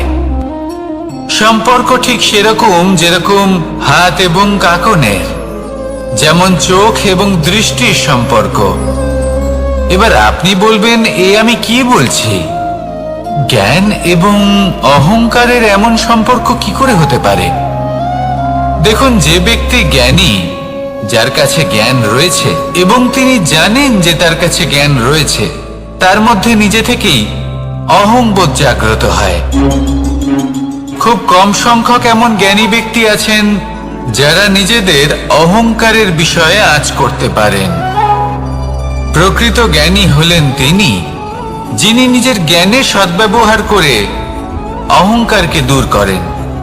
উচিত সময় বুঝে যান, নিজের অন্তর যাচাই করে এই বিষয়টা দেখেন যে তার অন্তরে অহংবোধ জাগ্রত হচ্ছে এবং নিজেকে সেখানেই থামিয়ে দেন, যাতে অহংকারের পথে তিনি অগ্রসর না হয়ে যান। এই অহংকার কখন উচিত, কখন অনুচিত, কখন প্রয়োগ করা উচিত, উচিত নয়, কখন বাধা দেওয়া উচিত, এটা শেখা অত্যন্ত প্রয়োজনীয়।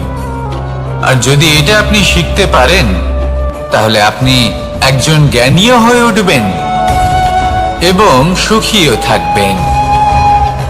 তাই মনে রাখবেন, এই জ্ঞান নিয়ে কখনোই অহংকার করবেন না, বরং সবসময় নিজের অহংবোধের বিষয়ে প্রকৃত ধারণা রাখবেন। আসুন আমার সাথে ভালোবেসে বলুন, রাধা রাধা। আমাদের জীবনে 7 ধরনের সুখ আছে, আর সেগুলো লাভ করার জন্য আমরা অত্যন্ত প্রচেষ্টা করি। কিন্তু কোনো প্রচেষ্টা করার পূর্বে তা কিভাবে করব সেটা বোঝা খুব প্রয়োজন, আর সেখানেই আমরা ভুল করে থাকি। যে কাজটা আমাদের পরে করা উচিত, সেটাই আমরা আগে করে বসি। আপনাকে স্পষ্ট করে বোঝাই, প্রত্যেক সুখের সাথে 2টি ক্রিয়া জড়িত থাকে। এবার যখন আমরা ধনের কথা বলি, তখনও 2টি ক্রিয়া জুড়ে থাকে। প্রথম ক্রিয়া হলো ধন অর্জন করা, দ্বিতীয় ক্রিয়া হলো ধনের ব্যবহার করা। আর জীবনে ধনের ব্যবহার করার পূর্বে ধন কিভাবে অর্জন করতে হয় তা শেখা অত্যন্ত প্রয়োজনীয়। আমরা মন্দিরে যাই, ভগবানের আরাধনা করি, তার জন্য পুজো করি, ওনাকে প্রসন্ন করতে চাই, কিন্তু তার আগে ভগবানের ওপর আস্থা রাখা প্রয়োজনীয়। যদি আপনার অটল বিশ্বাস থাকে, তবেই আপনি প্রকৃত ভক্ত হয়ে উঠতে পারবেন। এবার যদি আপনি বক্তা হয়ে থাকেন, শ্রেষ্ঠ বক্তা হতে চান, এই সংসারের সামনে নিজের বক্তব্য রাখতে চান, তাহলে কথা বলার পূর্বে কথা শুনতে শিখুন। তবেই আপনি একজন শ্রেষ্ঠ বক্তা হয়ে উঠতে পারবেন। জীবনে সম্পর্ক স্থাপন করার আগে সম্পর্ক বজায় রাখতে শিখুন,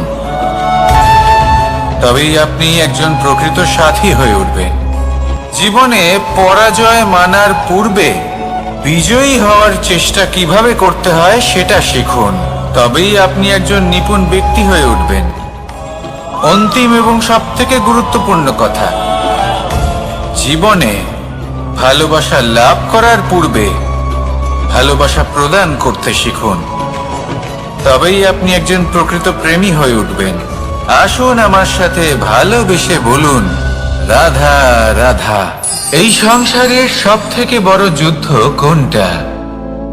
দেবাসুরের যুদ্ধ, যা অনেক বছর ধরে চলেছিল, নাকি রাম রাবণের যুদ্ধ, নাকি মহাভারত? না, সংসারের সবথেকে বড় যুদ্ধ হলো সেইটা যা নিজের সাথে লড়া হয়। নিজের মনের সাথে লড়া হয়, নিজের অন্তরের সাথে লড়া হয়। এটাই সব থেকে বড় যুদ্ধ। এবার নিজেই দেখুন আপনার সব থেকে বড় শত্রুকে।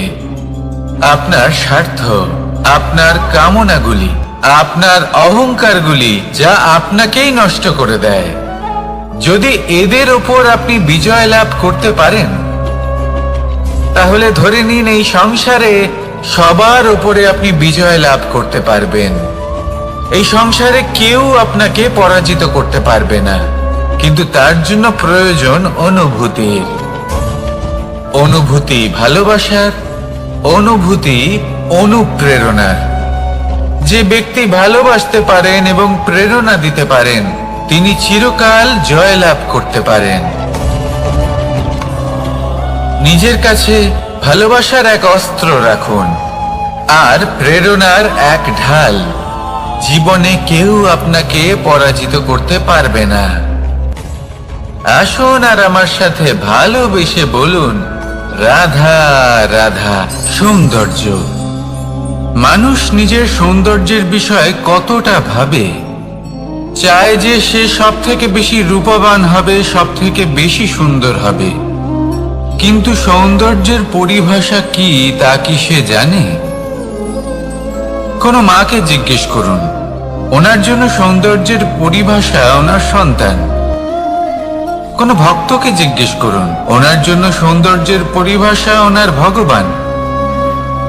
শ্রীরামকে জিজ্ঞেস করুন, ওনার জন্য সৌন্দর্যের পরিভাষা হল হনুমান। ভাঙা হানু, ফুলে যাওয়া মুখ, দেখতে গেলে উনি বানর, লম্বা লেজ, এত নিরীহ যে ওনাকে অমূল্য মালা দিলে সেটা ছিঁড়ে তার ভেতরে শ্রীরামকে খুঁজছিলেন। কিন্তু ওনার ভাবনা কত সুন্দর। উনি এটা বিশ্বাস করেন যে সংসারের যতই মূল্যবান জিনিস দিয়ে এই মালা তৈরি করা হোক না কেন, যদি এর মধ্যে শ্রীরাম না থাকেন, তাহলে এর মধ্যে কোনো অর্থ নেই। সৌন্দর্য রূপে নয়, ভাবনায় নিহিত থাকে। যদি আপনি সৌন্দর্য প্রাপ্ত করতে চান, তাহলে তা কর্মে নিয়ে আসুন, ভাবনায় এবং বিচারে নিয়ে আসুন। এই সৌন্দর্য আপনার সাথেই থাকবে। যদি আপনি সৌন্দর্যকে রূপের মধ্যে খোঁজেন, তাহলে কিছুক্ষণের জন্য পাবেন। সেই সৌন্দর্য সময়ের সাথে হারিয়ে যাবে। সৌন্দর্য যদি পেতে চান, খুঁজতেই চান, তাহলে হৃদয় খুঁজুন, কর্মে খুঁজুন। মন প্রসন্ন হয়ে বলবে, রাধা রাধা। এই সংসারে মানুষ জন্মগ্রহণ করেন, বড় হতে থাকেন, পুরুষার্থ লাভ করেন, অর্জন করেন। অর্জন করা আসলে কি? বেশিরভাগ মানুষ বলেন অর্জন করা অর্থাৎ ধন সম্পত্তি অর্জন করা। আর কি অর্জন করা যায়? আর কি লাভ করা যায়? আসল প্রশ্ন হলো এটাই যে কি এমন আছে যা বাস্তব রূপে অর্জন করার যোগ্য। তা হলো ব্যবহার, জ্ঞান এবং সন্তোষ। কেন? কারণ আপনি যখন এই সংসার ছেড়ে চলে যাবেন, তখন আপনার ধন সম্পত্তি আপনাকে বিদায় জানাতে আসবে না। আপনাকে বিদায় জানাতে আসবে আপনার আপনজন, যাদের সাথে আপনার সুসম্পর্ক ছিল। সমগ্র সংসারে সহস্র মানুষ ধন অর্জন করে থাকেন। শ্রেষ্ঠ মানুষ হলেন তিনি, যিনি ব্যবহার, জ্ঞান এবং সন্তোষ অর্জন করে থাকেন, একে সকলের মধ্যে বিতরণ করেন। তাই এটাই করুন আর আমার সাথে ভালোবেসে বলুন, রাধা রাধা। সেই কখন থেকে এই পুস্তকটিকে দেখছি, কিন্তু এর থেকে আমি কোনো জ্ঞান লাভ করতেই পারছি না। এবার আপনি বলবেন যে আজ কেমন বিচিত্র কথা বলছি আমি। যদি এই পুস্তক থেকে আমাকে জ্ঞান লাভ করতে হয়, তাহলে শুধুই তাকিয়ে থাকলে হবে না। আমাকে এই পুস্তককে খুলতে হবে, পড়তে হবে, তাকে বুঝতে হবে, তবেই তো জ্ঞান প্রাপ্তি হবে। বড়ই সহজ একটা ব্যাপার, কিন্তু একে যাপন করা অত্যন্ত কঠিন, তাই না? আপনি নিজেকেই দেখে নিন। আপনার কাছে অনেক জ্ঞান রয়েছে। সহজ থেকে সহজতর জ্ঞানের কথা যদি বলি, আপনি এটুকু তো জানেন যে সত্যি কথা বলা ভালো কাজ, দান করা হলো পুণ্যের কাজ। আপনি জানেন যে পরিশ্রম করলে সাফল্য আসবে। এই জ্ঞান তো আমাদের কাছে রয়েছে, এমন অনেক জ্ঞান আমাদের কাছে রয়েছে, কিন্তু আলস্যের কারণে, অবহেলা করে আমরা শুধু এই জ্ঞান প্রয়োগ করতে পারি না, এই জ্ঞান যাপন করতে পারি না, একে আচরণে প্রয়োগ করতে পারি না, সেজন্য দুঃখী হয়ে যাই। তাই আপনার কাছে যা যা জ্ঞান আছে, যা যা জ্ঞান আপনি লাভ করেছেন, সেই জ্ঞান যাপন করা শুরু করুন, জীবনে প্রয়োগ করতে শুরু করুন। এই মন প্রত্যেকটি মুহূর্তে প্রসন্ন থাকবে, আর লক্ষ্য প্রাপ্ত করে এই মন বলবে, রাধা রাধা। একটা জলের ফোঁটাকে ফোঁটা নামে সম্বোধন করা হয়। অনেক ফোঁটা একত্রিত হলে সাগরের রূপ ধারণ করে। শুধু একটা পাতাকে পাতা বলা হয়, অন্য অনেক পাতার সাথে একত্রিত হলে তা গ্রন্থের রূপ ধারণ করে। একটা মাত্র সুতো অন্য সুতোর সাথে মিলিত হলে বস্ত্রের রূপ ধারণ করে। অনেক সংখ্যক ইট একত্রিত হলে মহলের রূপ ধারণ করে। সৈন্যরা একত্রিত হলে সৈন্যদল তৈরি হতে পারে। এটা হলো শক্তি সংগঠনের, এটাই হলো শক্তি একতার। তা সে বনস্পতি হোক বা কোনো ব্যক্তি হোক, কোনো মনোভাবই হোক, যদি একা থাকে তাহলে দুর্বল হয়ে পড়বে। যদি সংগঠিত থাকে তাহলে শক্তিও বাড়বে, আর আপনাকে সামনে এগিয়েও নিয়ে যাবে। তাই এই একতায় বিশ্বাস রাখুন, আর আমার সাথে ভালোবেসে বলুন, রাধা রাধা। এমন কিছু রয়েছে মানুষের মনে, তাদের জীবনে এমন এক আবেগ যা সর্বজন বিদিত, যা সবাই জানেন যে উপস্থিত আছে। সেটাকে আমরা সমস্যা বলে থাকি। এমনিতে আমরা সকলেই জানি যে এমন কোনো গৃহ নেই যেখানে মৃত্যুর ছায়া পড়েনি, এমন কোনো বৃক্ষ নেই যার দ্বারা ওষুধ তৈরি সম্ভব নয়, এমন কোনো অন্ন নেই যা সময়ের সাথে বিষ বা অমৃতে পরিণত হতে পারে। এবার এই সমস্যাগুলি কোনো ব্যক্তির জন্য সমস্যা হতে পারে, কিন্তু নিজে থেকে এরা কোনো সমস্যাই নয়। এরা আসে আমাদের সাহায্য করতে, আমাদের কিছু শেখাতে।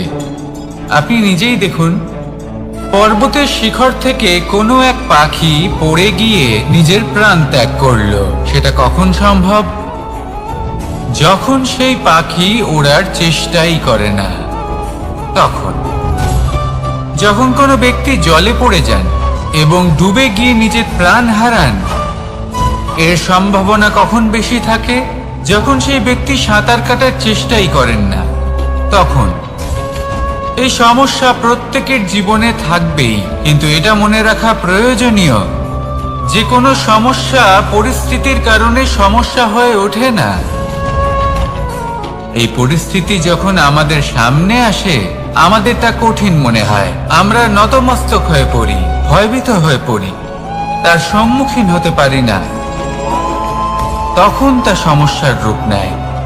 দৃঢ় হয়ে দাঁড়িয়ে থাকুন সাহসের সাথে, এই পরিস্থিতিগুলির সম্মুখীন হন। দেখবেন সমস্যা কখন সাফল্যে পরিণত হবে আপনি জানতেই পারবেন না। আসুন আমার সাথে ভালোবেসে বলুন, রাধা রাধা। এই সংসারে কখনো কোনো ব্যক্তিকে তার বাইরের পোশাক দেখে বিচার করার চেষ্টা করবেন না, এটা খুব বড় ভুল করবেন। যেমন আমরা জীবনে অনেক সময় এমন করি, ধরুন কোথাও একটা গাছ দেখলাম, খুব বিশাল আকারের একটা গাছ, যেটা মাটির থেকে অনেক উঁচুতে পৌঁছে গেছে, যার বিশাল শাখা আছে। সেগুলো দেখে আমরা ভাবি যে এই গাছে হয়তো কত সুস্বাদু ফল আছে, আমরা সেই গাছের পরিচর্যা করতে থাকি। আবার অন্যদিকে হলো একটি তৃণ, যেটা মাটি থেকে কিছুটা উঁচুতে পৌঁছেছে, কিন্তু সেই তৃণর নিচে, মাটির নিচে অত্যন্ত সুস্বাদু ফল বা সবজি জন্ম নেয়, যা আমাদের স্বাস্থ্যের পক্ষে অত্যন্ত উপকারী। সেই জন্য কখনো আবরণ দেখে কাউকে বিচার করতে চেষ্টা করবেন না। তার বদলে এটা বোঝার চেষ্টা করুন যে আপনার সামনে যে ব্যক্তি আছে বা বস্তু আছে তার বিশেষত্ব কি। যদি এই বিশেষত্ব বোঝার ক্ষমতা আপনি অর্জন করেন, যদি এই শিল্প আপনি নিজের ভেতরে জাগ্রত করেন, তাহলে এই সংসারে বিশেষত্ব কি সেটা আপনি জানতে পারবেন। আর এই সমস্ত খেলা দৃষ্টি থেকে নয়, দৃষ্টিভঙ্গি থেকে জন্ম নেয়। দৃষ্টিভঙ্গি সবসময় শুভ রাখুন, আর আমার সাথে ভালোবেসে বলুন, রাধা রাধা। যখন মানুষের মৃত্যু হয় তখন কি হয়? অনেক সংখ্যক মানুষ শোক পালন করতে চলে আসেন। যে ব্যক্তি মৃত্যু লাভ করেছেন তার অনেক বস্তু থাকে যেগুলো তার প্রিয়, যেগুলো তিনি ব্যবহার করেছেন। তার শয্যা, তার বস্ত্র, তার আভূষণ সবকিছু তার থেকে বিচ্ছিন্ন করা হয় এবং খালি হাতে তাকে শ্মশানের উদ্দেশ্যে রওনা করা হয়। আমি আপনাকে এই প্রশ্ন করতে চাই, আপনি এই সংসারে কি অর্জন করেছেন? ধন সম্পত্তি, বস্ত্র, আভূষণ, এই সব কিছু যে আপনি অর্জন করেছেন, আপনার মৃত্যুর পরে তা আপনার থেকে দূর হয়ে যাবে। এর উত্তর হলো একটাই, আপনার কর্ম। শুধু সেটাই আছে যে একান্ত আপনার, আর শুধু সেটাই এই সংসার থেকে চলে যাওয়ার পরেও সংসারেই জীবিত থাকবে। যদি আপনি দুষ্কর্ম করেন, তাহলে এই সংসার আপনাকে একটি অনুচিত উদাহরণ হিসেবে মনে রাখবে যে এই ব্যক্তি খুব পাপী ছিল, অনুচিত কর্ম করতেন। যে পথে তিনি চলেছেন সেই পথে কারোর চলা উচিত নয়। সেখানেই যদি আপনি সৎকর্ম করেন, তাহলে সংসার চিরকাল এটাই বলবে যে খুব ভালো মানুষ ছিলেন, সবাইকে ভালোবাসতেন, সবাইকে সাহায্য করতেন, আমার খুব প্রিয় মানুষ ছিলেন। এটাই হলো শ্রেষ্ঠ কর্ম। সেই জন্য জীবনে শুধুমাত্র ধন সম্পত্তি, আভূষণ এই সব অর্জন করতে গিয়ে নিজের মনোনিবেশ করবেন না। শ্রেষ্ঠ কর্ম করুন। সংসার থেকে চলে যাওয়ার পরেও এই কর্মই এই সংসারে আপনাকে জীবিত রাখবে। আসুন আমার সাথে ভালোবেসে বলুন, রাধা রাধা। আমরা সবাই সূর্যকে সম্মান করি, ওনাকে শ্রদ্ধা করি, ওনাকে পুজো করি। এই সূর্য আমাদের শক্তি প্রদান করেন, প্রকাশ প্রদান করেন। কখনো কখনো উষ্ণতা এতটাই বাড়িয়ে তোলেন, এতটাই তপ্ত করে তোলেন, আমাদের একথা মনে হয় যে আমাদের এই শরীর জ্বলে যাচ্ছে। তখনও আমরা বিরোধিতা করি না, তাকে কটু কথা শোনাই না, আমরা সসম্মানে তা গ্রহণ করি। কেন কেন করি? কারণ আমরা জানি যে সন্ধেবেলা যখন সূর্যাস্ত হবে তখন শুধুমাত্র অন্ধকার বাকি থাকবে। ঠিক কিছুটা এরকমই হয় আমাদের মাতা পিতাও, যিনি আমাদের জন্ম দেন, আমাদের ভরণ পোষণ করেন, আমাদের বড় করেন, আমাদের প্রেম প্রদান করেন। কখনো কখনো তাদের মুখ থেকে কটু কথা নিঃসৃত হয়, আমাদের দুঃখ হয়, কিন্তু তখন আমাদের এটা বোঝা উচিত এগুলি নিঃসৃত হচ্ছে আমাদেরই মঙ্গলের জন্য। যেমন সূর্যদেব, উনিও উত্তাপ দিয়ে থাকেন আমাদেরই মঙ্গলের জন্য, যাতে ফসল পাকতে পারে, যাতে জল বাষ্প হয়ে মেঘ হতে পারে, বৃষ্টি হতে পারে, আর এই সংসারে নিরন্তর জলের প্রবাহ থাকে। আমাদের মাতা পিতা, তাদের কঠোর আচরণ, তাদের কঠোর অনুশাসনের পেছনে লুকিয়ে থাকে ওনাদের ভালোবাসা, আমাদের তা বুঝতে হবে। সসম্মানে ওনাদের গ্রহণ করতে হবে। কারণ ঠিক সূর্যাস্তের পরে যেমন চতুর্দিক অন্ধকারচ্ছন্ন হয়ে যায়, তেমনি আমাদের জীবন থেকে যখন আমাদের মাতা পিতা চলে যায়, তখন আমাদের জীবনেও শুধু এবং শুধুমাত্র অন্ধকারই ছেয়ে থাকে। সেই জন্য নিজের মাতা পিতাকে সম্মান করুন, ওনাদের ভালোবাসা প্রদান করুন। এই মন আর এই জীবন প্রসন্ন হয়ে বলবে, রাধা রাধা। কিছু মানুষ বলেন যে নিরন্তর কাজ করলে, পুরুষার্থ পালন করলে এই জীবন বদলে ফেলা সম্ভব। আজ আমি আপনাকে বোঝাবো যে এক মুহূর্ত, সময় আর সিদ্ধান্ত কতটা গুরুত্বপূর্ণ হয়। এক মুহূর্তই যথেষ্ট। একটা মুহূর্ত এত শক্তিশালী হতে পারে যে তা আপনার সমগ্র জীবন পাল্টে দিতে পারে। এমন এক সময় ছিল শ্রীরামের কাছে, যখন ওনাকে সিদ্ধান্ত নিতে হয় যে উনি নিজের পিতার আদেশ পালন করতে বনবাসে যাবেন নাকি যাবেন না। উনি সেই আদেশ পালন করেছিলেন, তারপর সময় অনুসারে উপযুক্ত সিদ্ধান্ত নিলেন। আর আজ সকলের মনে বসবাস করেন শ্রীরাম। আর অন্যদিকে আছে রাবণ।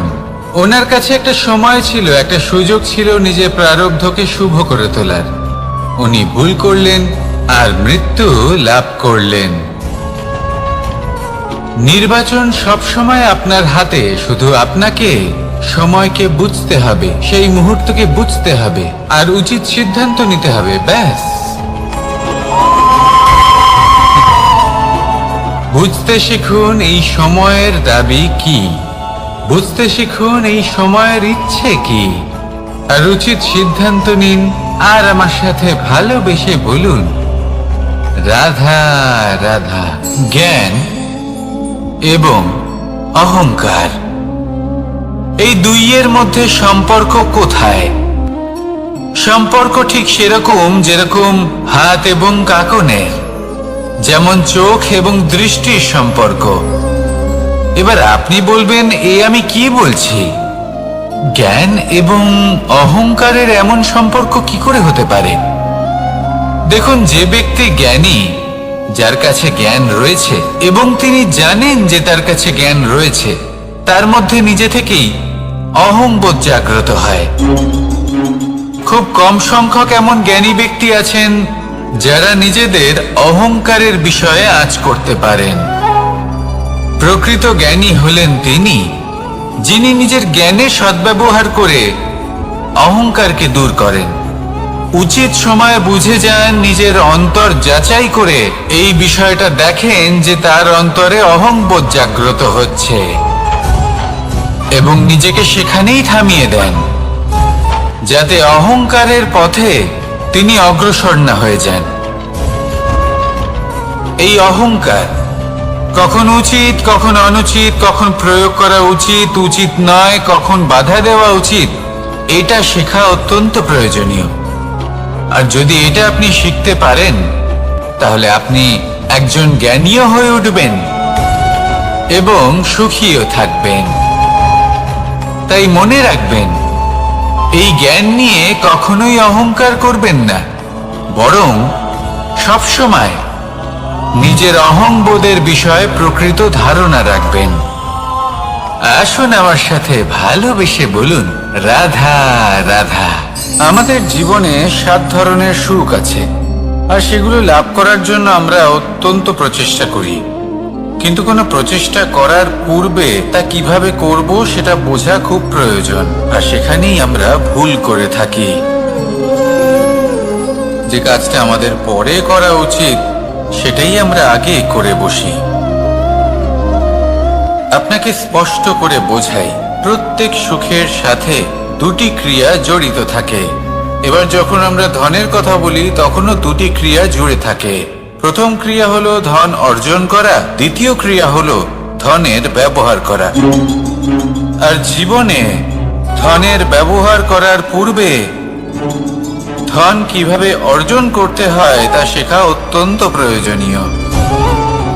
আমরা মন্দিরে যাই, ভগবানের আরাধনা করি, তার জন্য পুজো করি, ওনাকে প্রসন্ন করতে চাই, কিন্তু তার আগে ভগবানের ওপর আস্থা রাখা প্রয়োজনীয়। যদি আপনার অটল বিশ্বাস থাকে তবেই আপনি প্রকৃত ভক্ত হয়ে উঠতে পারবেন। এবার যদি আপনি বক্তা হয়ে থাকেন, শ্রেষ্ঠ বক্তা হতে চান, এই সংসারের সামনে নিজের বক্তব্য রাখতে চান, তাহলে কথা বলার পূর্বে কথা শুনতে শিখুন। তবেই আপনি একজন শ্রেষ্ঠ বক্তা হয়ে উঠতে পারবেন। জীবনে সম্পর্ক স্থাপন করার আগে সম্পর্ক বজায় রাখতে শিখুন। তবেই আপনি একজন প্রকৃত সাথী হয়ে উঠবেন। জীবনে পরাজয় মানার পূর্বে বিজয়ী হওয়ার চেষ্টা কিভাবে করতে হয় সেটা শিখুন। তবেই আপনি একজন নিপুণ ব্যক্তি হয়ে উঠবেন। অন্তিম এবং সবথেকে গুরুত্বপূর্ণ কথা, জীবনে ভালোবাসা লাভ করার পূর্বে ভালোবাসা প্রদান করতে শিখুন। তবেই আপনি একজন প্রকৃত প্রেমী হয়ে উঠবেন। আসুন আমার সাথে ভালোবেসে বলুন, রাধা রাধা।